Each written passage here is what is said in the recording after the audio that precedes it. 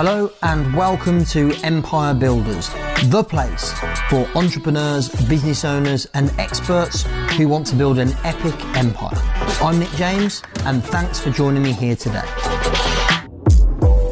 In this episode, I'm joined by my good friend and my business partner in the Elite Closing Academy, Mr. Matthew Elwell. Welcome to the Empire Builders podcast. Good evening. It's wonderful to be here in the podcast. Good evening, everybody. I cannot believe, before we sat down and started recording, I was like, I'm sure we've done an episode on the podcast before, so what can we talk about that's fresh and new? And you went, actually, I don't think we have done an episode on the podcast before, which I really struggle to believe. So welcome to the Empire Builders podcast for the first time. Thank you. So for those listening, maybe worth just giving them a bit of an idea of like, how did, in your world, and maybe I'll share from my perspective as well, how did we come to be in business together and be on a journey together building our empire? Yeah, firstly, wonderful question as always. Bottom line was I had sold my shares in a family business and was going to have some time off. I'd been following you for a few years, probably 2 or 3 years, and we were like friends from like Ripple 6 or Ripple 7. We got mutual friends, and I knew your granddad, by the way, before I knew you, which was cool. But yeah, I was intrigued by what you were doing, and I was very sort of interested in how do I transfer my skills from an SME business owner into team training, sales, that kind of stuff. I'm very interested in business growth, coaching, personal development, all of that kind of stuff, and that was the world you were in. So I'd been following you, basically stalking you from a distance. Well, and what's interesting is obviously that's your perspective, and your side of the what turned out to be a business partnership. From my side, because as you say, we knew each other for a number of years. We kind of have a number of mutual friends. And I think we would always seem to see each other at weddings and like family get-togethers of friends of ours. And whenever we would meet up and have a quick chat, I was always like, this guy's really, really good at communicating, whether it's having a conversation one-on-one or, I mean, you probably won't like me saying this, but you're very, very good at like telling jokes in a group or doing a speech at the end of a dinner or something. It's just a natural skill. And I was like, this guy is really good at communicating, good at speaking. I was like, and my early thought was to recruit you to be a salesperson in my team. And well, it transpired that wasn't the path. But when you connected with me, and recently we actually dug out the message from like summer 2017, kind of autumn 2017, I think it was, when you messaged me and said, hey, would be great to meet up and have a beer and chat. And it's crazy when we look back at that message now, and that was the first connection, the first communication, which I guess prompted what is now a formidable, as you always say, business partnership. So, and I think, what we did, funnily enough, I had this question for one of our mastermind members today, who's exploring a business partnership. And he was like, what advice would you give? What checks would you do? How would you ensure that the partnership is actually worthwhile pursuing? And my answer, there's a lot of different parts to it, but my answer really was get to know the person first and do some work together. So it might be worth just sharing what the first step of our business journey together was. Yeah, happy to do that. And, just listening to you, I think the other thing, what was interesting is I didn't know what a mastermind was. I was trapped in another world, where the retail entrepreneurial world. I'd never heard of a mastermind, didn't really know what it was. And I think I was intrigued, and what I saw in you was real structure, big thinking, going places. And I think what's interesting, we're both moving towards each other. So anybody listening to this podcast, one of the most powerful things that we both use to this day is like, who do you know right now that you can move towards? that could add something into your company, which is interesting. Yeah, and I think you identified me as somebody that you could move towards who's already operating in an industry that you were interested in. I know you'd done a coaching course with actually one of our mutual friends, so it was an industry you were interested to get into, and obviously I was on the keen lookout for people with skill in the arena of sales. So, like you say, I think always having that mindset, that thought, that idea of who do I know that could support me, help me on my journey. There was something else that I learned from you, Nick, and it's been a constant theme all the way through, really. But the forward thinking. You got a brilliant business back then. You've got an even better business now. The forward thinking of you to be, even though you were brilliant at sales, and even though you were brilliant at creating opportunities, and there's nobody better in the business, really, you were still looking at who else can I bring in that make it even better. What else can I do to make it even better? And that's, to this day, I'm one of the trainers in the mastermind, and that's a theme that we always look at. Anybody listening to this, like, if you think you've cracked it, you just haven't. And that's one thing that I've definitely learned. Massive lesson from you. One of the many lessons, really.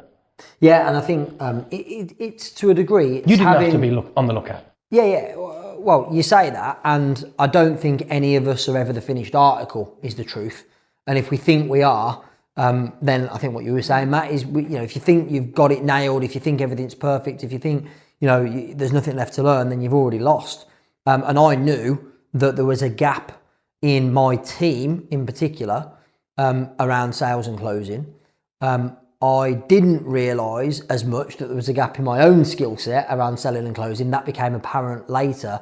But I think what's important is that you always demonstrate or practice the humility to look for improvements, answers, lessons from other people that have got skills that you haven't. And so, as I said, the skill that I observed in you is a great communicator, great storyteller, charismatic, and great at selling and closing, which I guess is where our partnership really began to take off. So you did some training with my sales team, and within a month, they trebled their performance. And that was really eye-opening for me frustrating, because it made me realise how much money I'd left on the table in the past, but also, it really eye-opening to realise that actually I'm not necessarily the best person to train and develop my own sales team.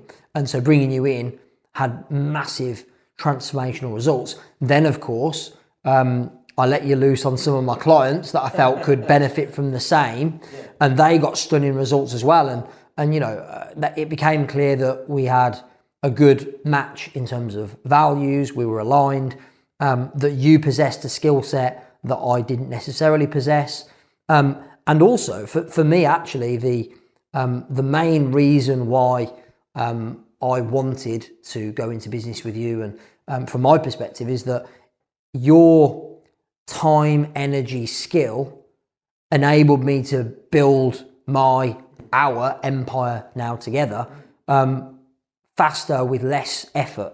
Because the problem that a lot of business owners, entrepreneurs experience is that there's just not enough time in the day. And especially when, like in my case, I was running a training business, there was only so many hours a day or days a week that I could deliver training, which is probably why I was falling short as a manager of my sales team, was that I didn't have the time to manage them. So bringing somebody else in who could train and coach and serve clients was a massive shift. And when I look at the last couple of years, the growth that our businesses now together have experienced, I don't think that would have been possible without having somebody else be able to deliver training, deliver coaching, serve our clients. So I guess, getting into the meat of this discussion, this episode, you are in my mind, without a doubt, certainly the greatest closer I've ever met. But more importantly than that, because there's some great closers, more importantly than that, you're able to teach other people how to do it. And that's very rare. And you've got a really good system and process that you can teach people. So maybe just share with our audience here on the Empire Builders podcast, what are some of the key principles when it comes to selling and closing. Let's start off with, because I think it's always the most critical, rather than like tips, let's talk mindset first. Yeah. So like, what are some of the beliefs you have around sales and closing? Yeah, I think the biggest belief that I have is actually in the philosophy that I created, which is called Open with a Close. And that is that when another human being is emotionally attached and has a vision of a result in the future that they're not getting now, when they have that, their mind, their body, their spirit, everything they've got can get them to that point. What's interesting about the human brain is if it doesn't have that vision, it can't get there. So the core of the philosophy that I created, I learned this a long, long time ago when I was a kid, watching lots of other people fail to try and explain why other people should buy their product, is that the number one belief that you have to have is that your thing, your product, your service, your information, your expertise is massively, massively, massively going to benefit other human beings. And once you've got that belief, the moment they attach themselves emotionally to the vision of the result they're going to get, then it's to literally work backwards from there. So I think the number one belief is, like, and if you're listening to this, ask yourself the question, like, what results do other people get when they invest time, money and energy in my product or service that they're not getting now? And by not getting them now, what are the problems? And when you have that inner certainty that you're the solution to a problem to another human being or businesses, which are human beings just in brick walls, then that starts in a certainty. If you want to be great at closing, the number one thing you've got to do is close yourself on your product or service or information or experience first, and it has to have either an accelerated result or a solution for it to be, well, create massive certainty from within you first. The number one thing that I see in unprofessional salespeople is where they're winging it or they're a bit lost or they're just making stuff up. So that's the critical belief you've got to have. Yeah, something I remember I was taught many, many years ago is that sales is just a transference of state from one person to another. And I guess what you're saying here is it starts with a state of certainty in yourself about the value of the product or service you're selling. And what I would say is really all you're trying to do through the whole sales process, no matter what technique you're using or phrase you use or question you ask, you're trying to transfer that feeling of certainty from your body to the other person's body, that the product or service is going to solve their pain, their problem, going to get them the result they want. And when that feeling of certainty has been transferred from you to them, they will buy. And of course, absolutely right. And of course, the number one thing you can't do is tell them why you think they should do it without having ever earned the right. So a second sort of core philosophy around everything that we teach here in the Elite Closing Academy, as you know, is based on selling is asking powerful questions, not telling people why you think they should do it. And again, look, I'll tell you where I learned that. 17 and a half years old, my first proper sales job was, don't ask me why, was selling ladies' sanitary wear to companies in the city of Birmingham. And I was crap at it. Now I have to ask you why. Well, why it was an opportunity. It was an opportunity. And even as a young man, I was like, this is an opportunity, give it a go, see what happens. Yeah. And the training was, here's a brochure, go and knock on 150 doors a day. Now, look, no matter how good a communicator you think I might be, I wasn't communicating very well then. Because the only thing I thought to do with sales was to knock on a door and say, hey, are you interested in our No. Bang, close the door. Would you like me to explain how these... No. And eventually that gets pretty demoralising. And I worked out very quickly that I needed to ask a question. And my question was, I really need some help. At which point they'll always say, how can I help you? And I say, who in your organisation is responsible for the health and wellness of your female staff? Now that's a question, and that's how you sell, because when answered, it qualifies or disqualifies that there's even somebody in that building that needs remotely, might even need what you do. And that's the starting point. And I think, one of the things that we see here in the mastermind, in the Elite Closing Academy, when people first come, is actually so many people think that selling is explaining and having to persuade And the truth is, it's the opposite. It's to ask and to commit to understanding what result they would need to get for it to be the greatest investment they've ever made. And then as a result of having the problem, like what's going on underneath. And once you become committed to understanding the truth first and not diving in, when somebody like shows a scintilla of interest in your product or service, and then the salesperson just goes for it and does the big features and benefits pitch and all of that kind of stuff. Like, we teach the exact opposite of that. And that's, once you learn that skill, that selling is asking and understanding and deciding whether or not you're a good match, that's the time, that's the time when you really start to get some amazing results, because that's the time to stop selling and then start closing. And lastly, to answer directly, selling and closing are two totally different skills. And again, once people understand what that actually means, then magic happens. So, on that note, what is the difference between selling and closing? Yeah, so selling is a commitment to understanding what others need from you. To understand, we have a system called punt with a Q. Like, what are the problems? How urgent are the problems? What do they need? How much trust is there between two groups of people? Remember, trust works both ways. And what are the measurables? What are the truth? What's underlying the answer? Because buyers now have worked out that so many salespeople are unskilled, untrained, unprofessional, and they go away. When somebody says, like, it's more than I want to spend, and the salesperson turns into a puddle, like, you've got to learn the skills, because they're going to say that. Buyers have learned they can get rid of you very quickly. So selling is a commitment to understanding what others need, and a commitment to qualifying whether or not they need or even qualify as somebody that would get a result with your product or service. That's how you sell. And the selling is hard work so that closing's easy. What I find is that those people that don't have this skill tend to find selling's quite easy. They'll avoid the hard conversations in the hope that we just get you to get to a closing point and try and talk you into it, and then all the problems happen in the close. So when you master this, the formula that we've created here in the Academy, what you'll find is the selling bit is committing to understanding, finding out what people need. The closing is, once you've presented the solution, it's to ask a closing question and to close what happens next. If you're still having to understand them when your expectation is to close, you're doing something wrong somewhere, and that's the key difference.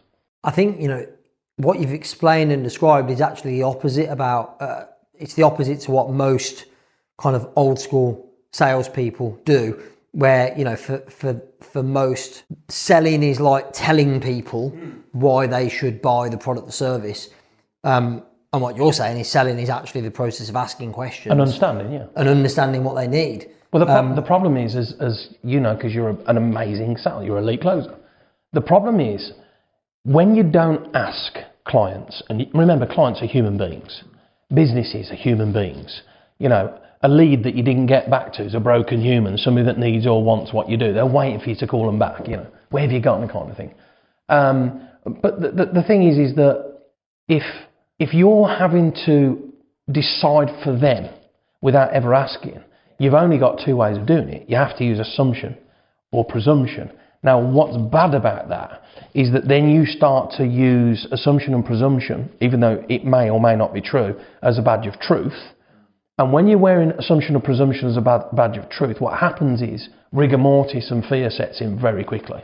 Like, you're a dead man or woman walking when you've already decided what the other person's going to say. When you've already decided it's going to be too expensive, having never seen their bank statements. And just because they tell you it's more than they want to spend. So one of the things you have to do is skill yourself up enough so that you're completely, but when you learn this, you're completely free of assumption and presumption. Our job as professional salespeople is to ask and understand and share helpful information and listen. They have one job, and that's to decide which option gets them the best result. That's the difference. So that's selling. Let's talk about closing. What's the difference between the two? Massive certainty. You've earned the right. It's just like a passionate kiss. It's exactly the same. And for anybody listening to this, for me it was about 11.5 stone ago. Your first passionate kiss when you were young. if you've earned the right and you've had popcorn and you've been out on a little date and you've had a little sort of hold hands and you get a nice little chemistry and you're showing your age now, mate. That's old school dating. Old school dating. There'll be some youngsters listening to this and all that. There'll be youngsters listening to this and go, not once have I ever had to do popcorn and hold hands. But I get it. There's a serious side to this though, because the emotions that go on inside when you're just about to have an intimate moment with somebody that you like, there's chemistry. Closing's exactly the same. It is emotional. 80%. Going for it. It's that moment where you go, do I lean in? Yeah. Or do I bottle it? Am I fearing that they're going to pull away, that they're going to say no, that I'm going to experience rejection? You're right. It is that same emotion, that same feeling. And I guess it's getting comfortable with that uncertainty. Well, it's realising that the uncertainty is actually certainty. It's realising that when you've earned the right, that to push into a closing question without pushing is to ask a closing question. That creates massive certainty. Ask the closing question, having earned the right to do so, and stop speaking. That's the powerful moment. And actually, whatever happens next is the power of closing. And, so many people get that bit wrong. Yeah, I mean, this just makes me think of, I know we're using the kissing analogy and I should be careful with this as a reference, but like, if you just walked up to somebody in the street and tried to kiss them... Wouldn't feel good. Well, that's an understatement. You'd be arrested. It's harassment. It's not okay. And I think that's how some people feel when they're being sold to. Yeah. Because the person making the sale hasn't earned the right to ask for the close. It's like going up to somebody in the street and kissing them. You haven't earned the right. You haven't built enough rapport. You haven't got to the stage where that person wants to buy or wants to be kissed or kiss you. There's got to be a serious attraction to just get a random snog. Yeah, I mean, I've never really thought about it in these terms, but it is, the parallels are... Yeah, and I think look, one of the things that we're talking about here is you think about the passionate snog where both people are committed and nobody teaches you this stuff. You just know. And the great thing about it being elite at closing is there's a formula to get you to the point, and there's a process to get you to the point and them to the point where you both earn the right. And then to move into a closing situation with massive certainty, having followed the steps, having earned the right, having really understood them, you know who the decision maker is. You know what pains you're going to overcome because they've shared it with you. They've told you. You've found out how urgent it is. You've done all of the hard work pre-close. And that, you see, in the expert space, which you just are amazing in, what you do for people in the expert space and this, what the mastermind does, the whole company, it's amazing because it teaches direct skills like this that you need to grow companies in the expert space. And the thing is, so many people in the expert space, from a place of love, they know they can serve other people. So we want to explain it all and tell people what we do. But the problem is, when you're explaining, you're losing. And what happens is, if you're trying to serve, sell and close all in one go, it feels like somebody who's trying to snog your face off without having earned the right. It doesn't feel right. And you generally sort of push them away. Now, it doesn't mean to say you don't like them. You might quite like the look of them and say, hey, look, maybe later, but let's talk for a bit. And that's exactly, it's the same analogy. So one of the things that I think is a good opportunity to talk about very briefly, if we've got time, is actually having what we call a caterpillar egg to beautiful butterfly sales process. So ask yourself this question if you're listening to the podcast. Think about what happens at the end when you work with somebody. So for me, in my academy, they're an academy member and they learn the formula to become elite at closing. So think about what's the end result, and then ask yourself the question, what are the steps going back from the end result that would need to happen for both parties to close each other and be right for each other effortlessly? And what we tend to find, don't we, Nick, is that it's sort of at least 5, 6, 7 contact points, minimum really, to earn that right. And I think if you're listening to this, think about the amount of contact points. If you were to close yourself or do business with yourself, what steps would you need to take to know, like, and trust someone enough or yourself enough to actually be closed and become a client? It's a powerful question. Yeah, and I think having that process to follow is definitely one of the things that people fall down because they don't have. So let's say, for argument's sake, they have the first conversation with somebody who might be interested in purchasing their product or service. They don't have a process. No. So they go, I don't really know at what point I should tell them the price. I don't really know at what point I should be asking for the sale. I'm just kind of winging it. And I certainly did not have a process before you and I met. And really, you have to be quite lucky to get sales without a process to follow. And so I think having, if you might be useful for our listeners to just outline what that process looks like. And you call it from a caterpillar, egg to beautiful butterfly, which is like, you know, the stages, of course, you know, that's a nature reference, which we know you do like a nature reference. Yeah. But I do think it's actually a really useful metaphor in explaining the journey. Well, the reason why I use the caterpillar egg to beautiful butterfly is because actually we all want the beautiful butterfly situation. So our clients, a great client is somebody who goes out, is being really successful using your product or service or experience or thing, and pollinates the world, tells other people. You know, a great business is looking for a win for your client, a win for you, and a win for the universe. So we all want the caterpillar egg to beautiful butterfly. What happens to get to a beautiful butterfly can often, and for a caterpillar, it's very, very painful and can be a painful journey. And things need to happen along the stages of that journey before it's ready. By the way, halfway through it actually eats itself from the inside out, which can't be nice.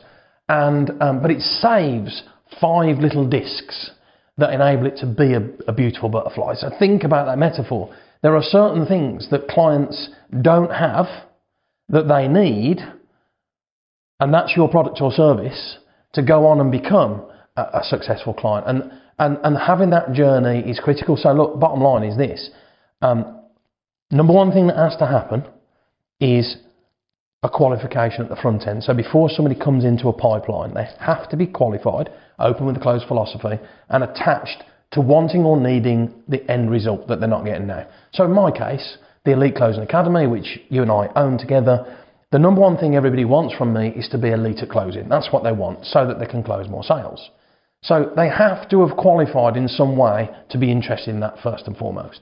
Once that's happened... To be clear, what that means is they have to have taken some kind of action or said something to put their hand in the air, metaphorically speaking, and say, yes, I'm actually interested in closing more sales, in learning about sales and closing more sales. And only then are they then in our world qualified to move to the next step in the journey. Yeah, because otherwise we'd have the kissing, like running across the street, just snogging someone's face off. But that's the same thing. It's not a qualified approach. And this is what I say, when you learn the Elite Closing Academy formula, because it's based on qualification, the moment somebody enters into your pipeline, the little egg becomes the caterpillar, then the skill is to move them along the pipeline, but not take them from egg to a beautiful butterfly straight away, because that journey can take time.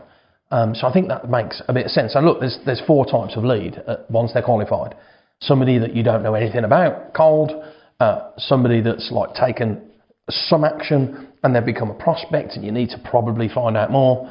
And then that's kind of a point where you have to decide, like once you've got the information, the sale's over, you have to decide if they're a good match, which product or service you've got that gets them the result to go on to be the butterfly. And that's the time to stop selling and present a written proposal. And everything changes from that moment because they either become a warm prospect or what we class as a hot qualified lead, which is somebody who is ready to make a purchase. Yeah, so let's actually use a real world example that people will relate to. Yeah. So as you were saying, you know, they go from cold, you don't really have any information about them, to becoming a prospect, and then a warm prospect, and then a hot qualified lead. Let's use the example of purchasing a car from a dealership. What would be the examples of those stages in the process? Yeah, it's a really good question. So, firstly, think about purchasing a car. Number one, you do a lot of research online. You don't want to walk into a car show. Like, let's talk about if you were going to go and buy like a top of a range Bentley, you know, I don't know, they start at 3, 4, up 500,000, a lot of money, right? They've already positioned that fee before you get there.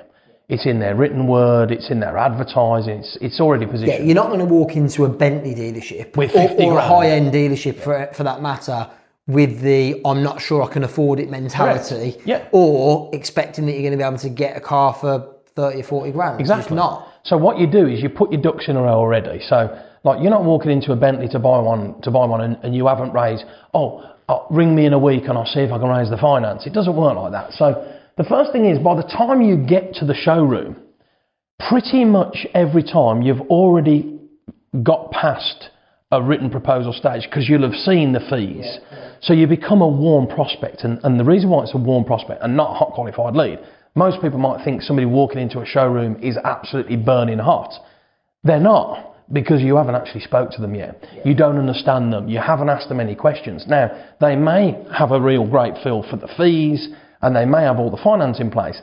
They're still a human being, and you still... See, if you just treat them with disdain and go, right, like, which one you having?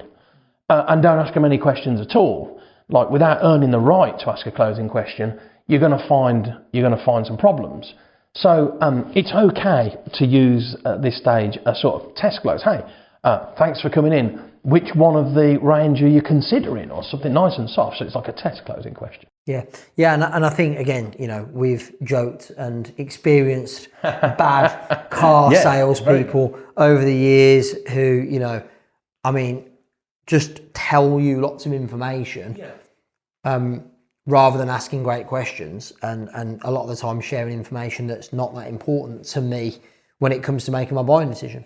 And they do a lot of their selling on sort of through a website, online, positioning the fees, etc. When you get there, look, what's the number one thing that screws up a car deal virtually every single time is the salesperson. Mm-hmm. So you're already there, you want to buy, you're a committed buyer, and all of a sudden you get hit with this, hey, so I'm not trying to sell you anything. Do you need any help? What about this? Or what about... And it just straight away puts you into fear, years and years of like hard sales and persuasion, like you're already committed. And this is where having a skill set really counts. And I think this is where operating on a human to human level and treating the other party with some just standard respect, asking some inquisitive questions, looking to understand, committing to finding out what they need a car for and what their strongest reason is. And that's the skill to selling, really. Yeah, it's questions. It's asking great questions. And by the way, we could run this episode for hours talking about great questions. It's a passion of ours, isn't it? Yeah, what I'd suggest is anyone that's listening to this episode and would like to learn more about Matt's philosophy when it comes to selling and closing, and there's a whole training about how to craft world-class questions that feel good, do not put the person who's being asked a question into fear or doubt or any of those emotions you want to avoid. And by the way, if any of this resonated with you when we talk about, you know, going into a car showroom and it's a bit awkward and uncomfortable and the salesperson's telling you stuff that you're not really interested in, you know, if you've either experienced that, or on the flip side, when you're having a sales conversation with a potential client or potential customer, you feel uncomfortable and don't really know what to say, I'd highly recommend that you get a copy of Matt's book. It's called Open with a Close. You can actually buy it through Matt's website, which is eliteclosingacademy.com. I'm going to get our team to put the link in the show notes for you here on the podcast. When you get to eliteclosingacademy.com, I think you can scroll down, not very far, it's fairly near the top of the page, and click on a button where you can get a free copy of Matt's book. All you got to do is pay a couple of quid for postage and packaging, and we'll get it sent out to you. And inside that book is, and hopefully you feel like this short podcast episode has been valuable, but inside that book, there is in-depth training on pretty much everything that Matt covers in his elite closing formula. The information in that book really does have the potential to transform your relationship with the sales process, your business, and your life in general. So I'd highly recommend you get over to eliteclosingacademy.com. Links in the show notes. get a free copy of Open with a Close.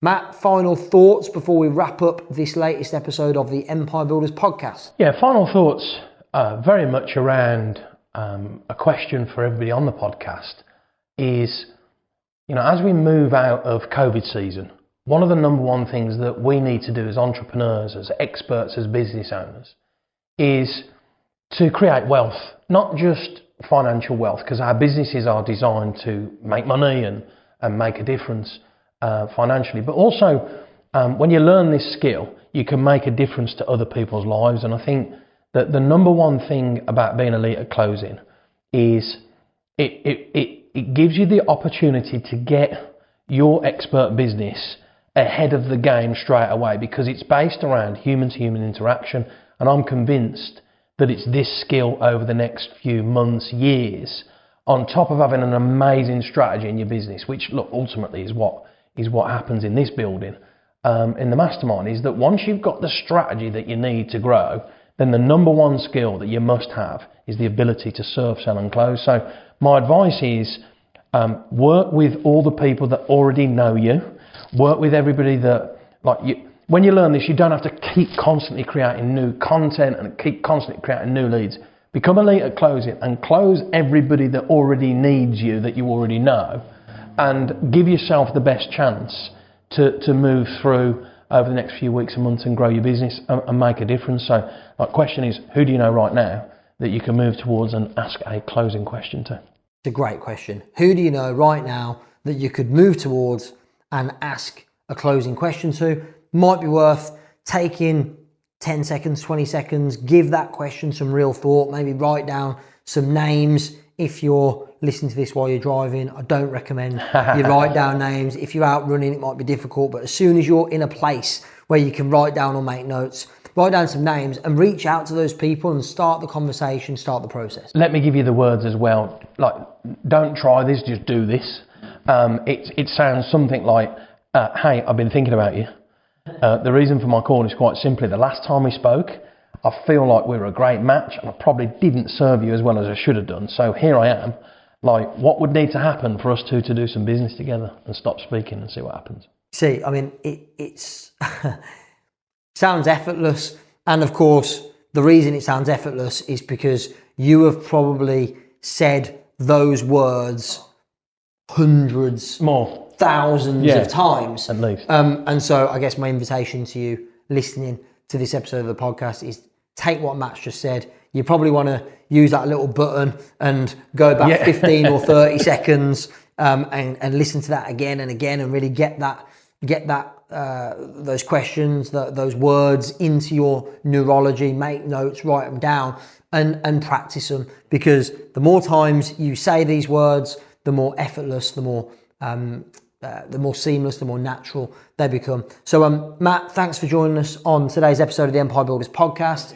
Make sure you get over to eliteclosingacademy.com, get a copy of Matt's best-selling book, Open with a Close, get a free copy. All you got to do is pay a couple of quid for postage, and I think you'll find the lessons, the information in that book to be life-changing, transformational to your business and your financial situation. So go and check it out. Final thing from me, really, just to say, not only thanks for being here on the podcast, Matt, this evening, but thanks for your friendship, your partnership. I really cherish our relationship, and it's been a very it's been an unbelievable few years that we've had in business. I mean, who could have foreseen the events of the last 12, 18 months? But when I reflect, I think the skill set that you brought to the table, that you brought to me in 2017, has been significant in us not only surviving, but actually thriving and being in an even better position as a group of businesses. Here we are at the back end of this pandemic than we were even before. So really grateful for your friendship and thanks for having me. Support. And thanks everyone for tuning in. Take care, and we will see you very soon.